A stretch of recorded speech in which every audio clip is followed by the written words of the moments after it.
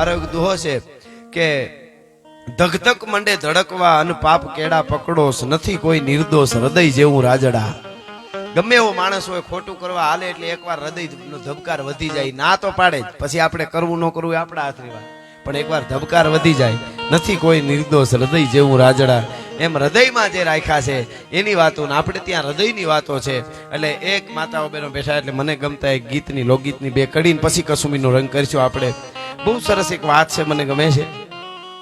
ભાગવતના ખોળામાં બેઠા છીએ એટલે ભૂદેવોનું આ આંગણું છે, 18 વરણ એમની સાથે જોડાયા છે એટલે બધા હોય. હું તો મારા પ્રોગ્રામમાં કહું છું કે આપણે ત્યાં જ્ઞાતિવાદ નાખી અને એક ખાસ વાત ક્ષત્રિયો અને બ્રાહ્મણો એને બેને હામામાં વર્સિસ કરવાની પણ અટાણે કોશિશ ચાલે છે, બહુ પહેલેથી ચાલે છે. પરશુરામે ક્ષત્રિયોને મારી નાખ્યા, નક્ષત્રી ધરતી કરી નાખીને આ બધું બહુ હાલે. એટલે એ વાતે વચ્ચે આખો પ્રસંગ નથી કહેતો, વાત લાંબી થાય, પણ એમાં એ વાત હકીકત એ છે. મને આ બધું જાણવાનો શોખ બહુ, સાચી વસ્તુ ગોતીને દઈએ એટલે યુવાધનને ખબર પડે કે આટલી તાકાત વાળી જે કોમ છે બે ક્ષત્રિય અને બ્રાહ્મણ, એને હામામાં પડવાની બહુ કોશિશો હાલે છે. પરશુરામના તો દુશ્મન ક્ષત્રિયો, એવું નથી.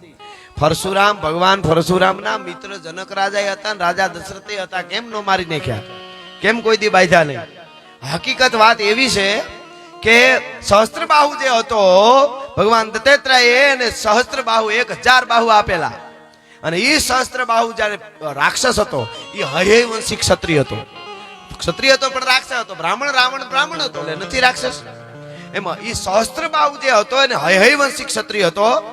ઈ જ્યારે આખી વાત બહુ જબરી છે. એટલે ઈ જ્યારે ભગવાન પરશુરામ તો તપ કરવામાં હતા, એના પિતાની જામદગ્નિના આશ્રમમાં આવી અને આશ્રમને ધમરોળી નાખ્યું. બધું જે ગાય હતી કામધેનુ એને લેવા માટે આવ્યો, ના પાડી કે આ ગાય ઉપર અમારું આશ્રમ હાલે છે આખું.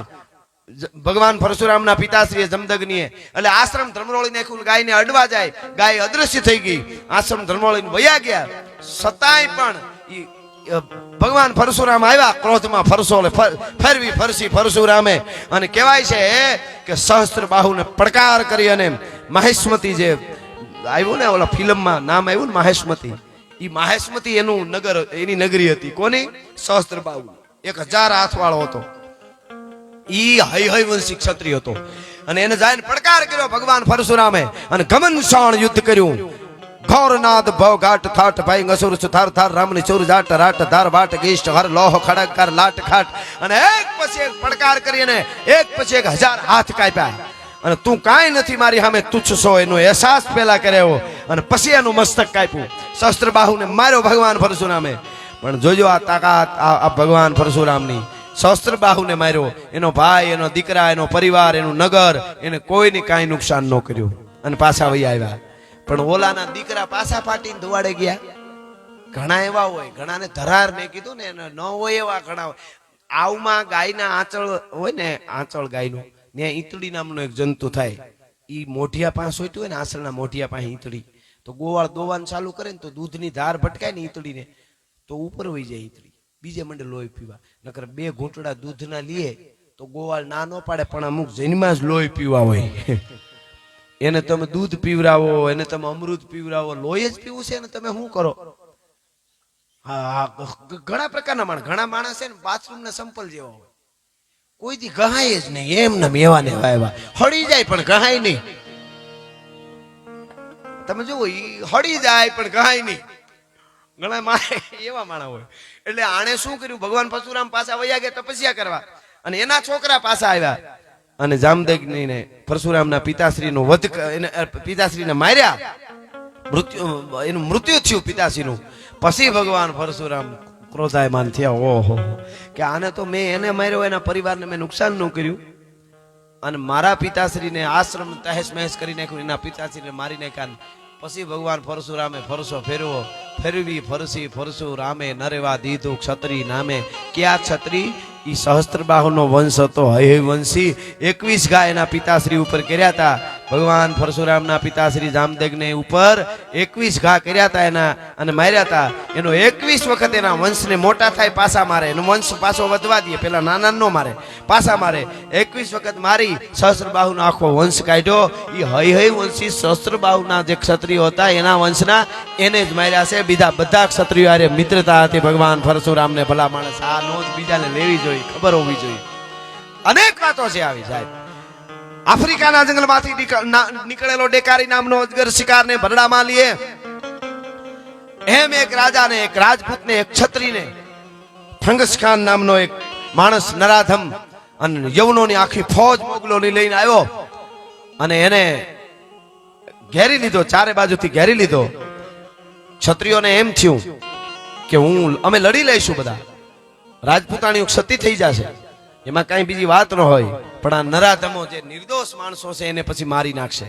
યુદ્ધમાં લડે એટલાને જ નહીં, તો મારે મદદ માંગવી જોઈએ. અને એને એક બ્રાહ્મણને કાગળ લખ્યો. સાંભળજો, બુંદેલખંડના એ રાજાએ, એ રાજપૂતે એક બ્રાહ્મણને કાગળ લખ્યો, જેનું ફિલ્મ કદાચ તમે જોયું હશે બાજીરાવનું, ખાલી લવ સ્ટોરી કરીને મૂકી દીધું લબુક દઈ. એના આખા ઇતિહાસને વાંચો તો ખબર પડે કે બ્રાહ્મણની શું તાકાત હતી ને કેટલા કેટલા યુદ્ધો કર્યા છે. આપણા ઉપર આવું જ કરવામાં આવે છે. એને પૂરું વાંચો તો તમને ફિલ્મ તો તુચ્છ લાગે, કારણ કે એમાં લવ સ્ટોરી દેખાડી દીધી, વાત થઈ પૂરી, થોડુંક યુદ્ધ બતાડી દીધું.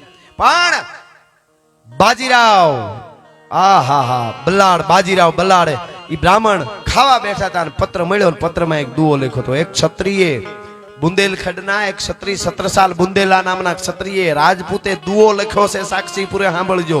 દુઆમાં એમ લખ્યું હતું કે જ્યું ગતિ ગ્રાહ ગજેન્દ્ર કી, સો ગતિ મોરી હે આજ. હે બ્રાહ્મણ, હે ભૂદેવ, હે શાસ્ત્ર અને શસ્ત્રધારી બ્રાહ્મણ બાજીરાવ બલ્લાડ, જેમ ભગવાન વિષ્ણુને જ્યારે હાથીએ પુકાર કર્યો ત્યારે હાથીનો ઝુંડે પગ પકડ્યો, તો એવી ગતિ મારા બુંદેલખંડની છે. ફંગસ ખાનના સેન ચારે બાજુ ઉતર્યા છે, મારી પાસે એટલી સેના નથી. ક્ષત્રિય લખે છે બ્રાહ્મણને, જોજો શું કીધું. જો ગતિ ગજેન્દ્ર કી, જો ગતિ ગ્રાહ ગજેન્દ્ર કી, સો ગતિ મોરી હે આજ.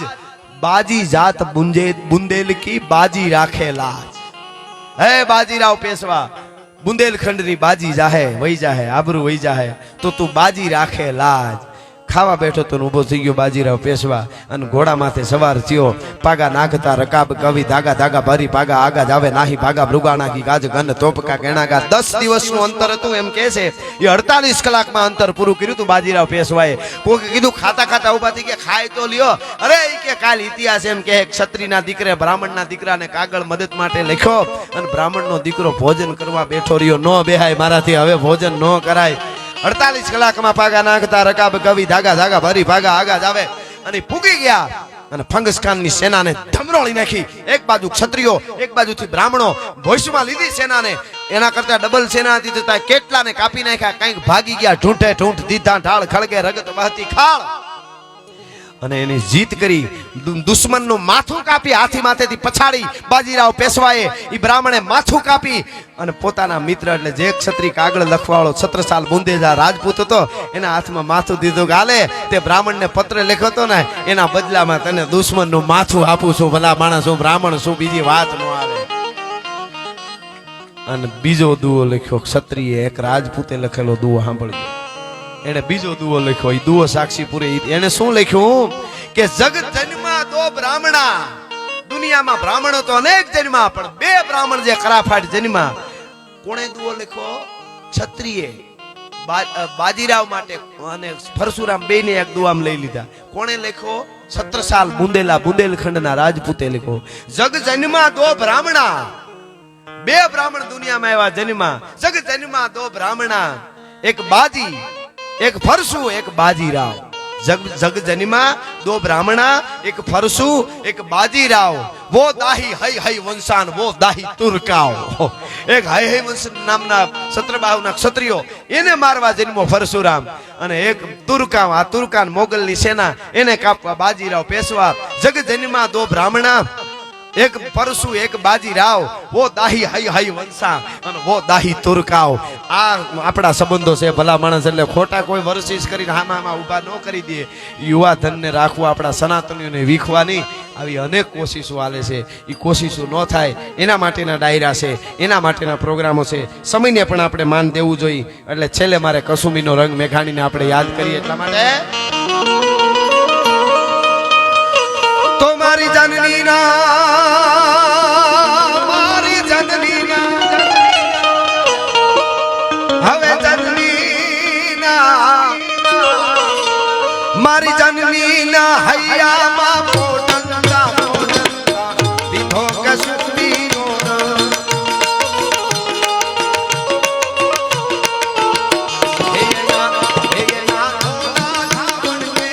ધારાએ ધારાએ પાયો હો રાજ મને લાગ્યો કસુંબીનો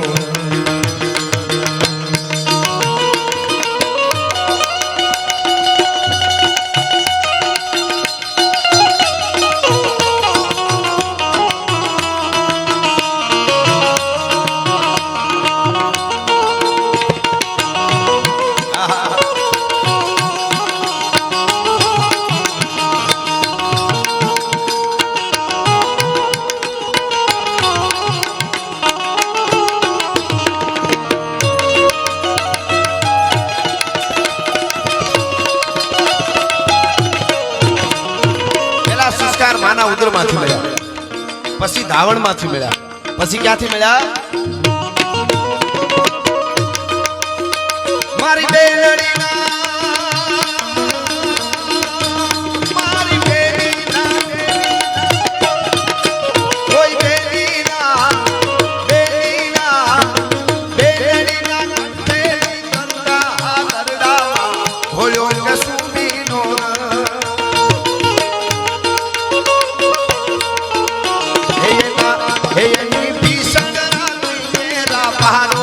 નિદ્રાનો જે છોડ્યો સુબીનો હો રાજ મને લાગ્યો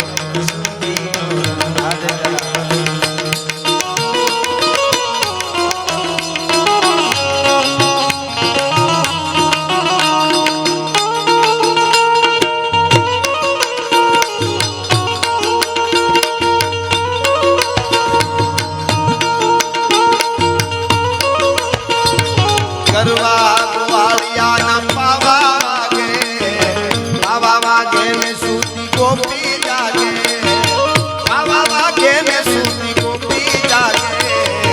અષાઢી સાંજના અંબર ગાજે અષાઢી સાંજના અંબર ગાજે અંબર ગાજે અંબર ગાજે અષાઢી સાંજના અંબર ગાજે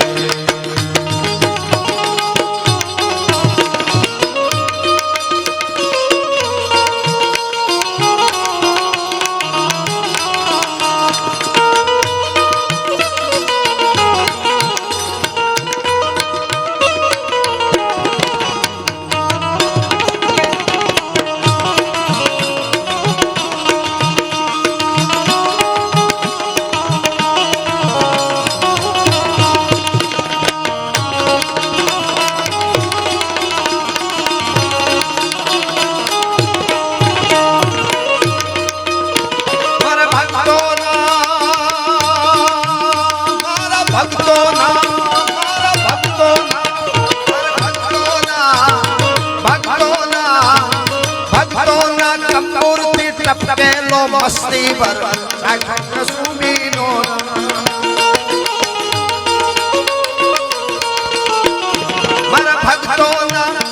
મારા ભક્તોના કંપુરથી ટપકેલો મસ્તી પર સાખર સુબીનો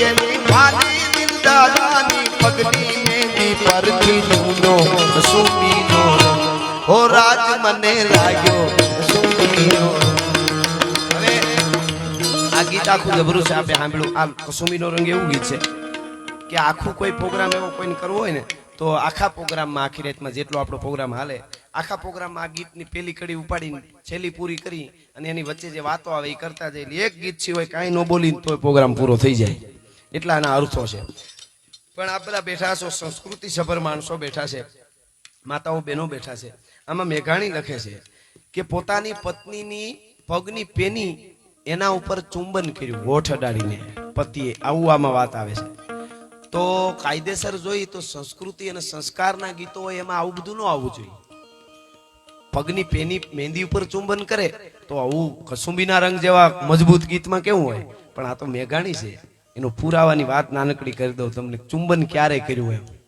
પગની મહેંદી પર પગની પેની ઉપર મહેંદી ત્યાં બે હોઠ અડાડીને એના પતિએ ચુંબન કર્યું હવે વિચાર થાય કે આ સંસ્કારની સંસ્કૃતિના ગીતોમાં આવું બધું ન હોવું જોઈએ ને, પણ ક્યારે કર્યું એ ચોખવટ સાંભળજો. એટલે આ કડી છેલ્લી વાત નાનકડી ચાલુ સંગીતમાં આપણે કહી દઉં કે યુદ્ધના મેદાનમાં લડવા માટે ગયેલો ભારત વર્ષનો ભારત દેશનો સુરવીર યુદ્ધના મેદાનમાં લડે છે. લડતા લડતા લડતા માથું કપાઈ ગયું, ઢૂંઢ દીધા ઢાળ. કડીક રાખો, હવે આ છેલ્લી કડી છે, હવે રાખી દો. હવે કડીક બેસી જાઓ, છેલ્લે ભેળા કરી લેજો. હા, પૈસો પ્યાર કરાવે દુનિયામાં.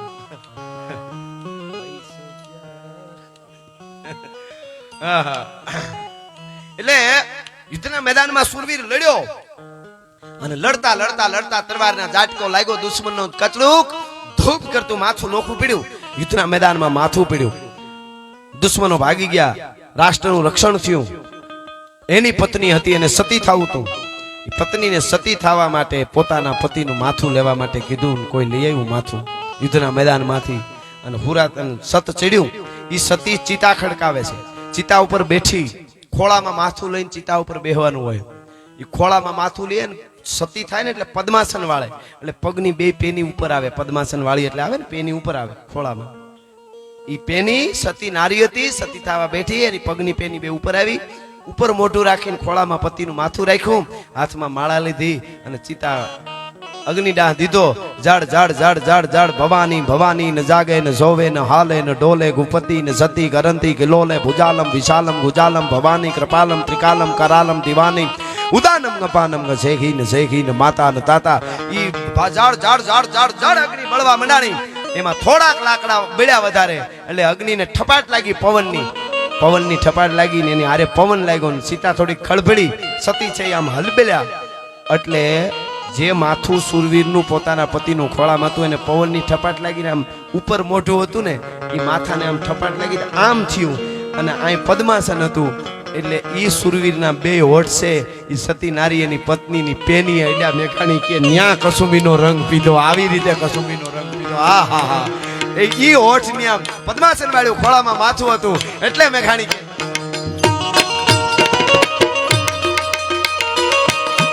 મારા ભક્તોના તંબુરથી ટપકેલો મસ્તી પર રાખ્યો કસુંબીનો.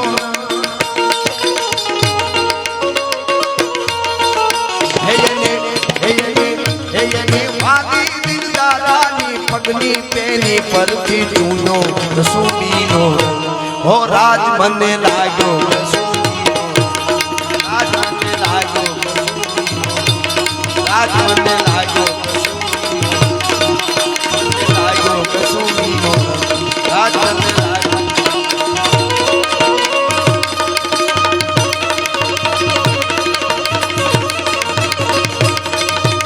ઓ રાજ મને લાગ્યો,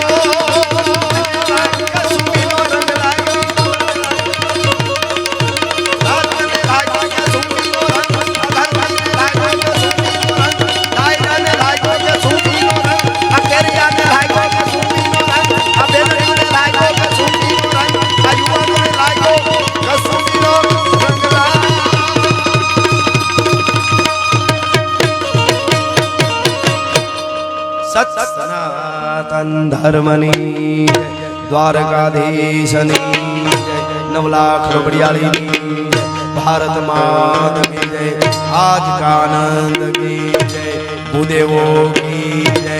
નમઃ પાર્વતી પતિ હર હર મહાદેવ.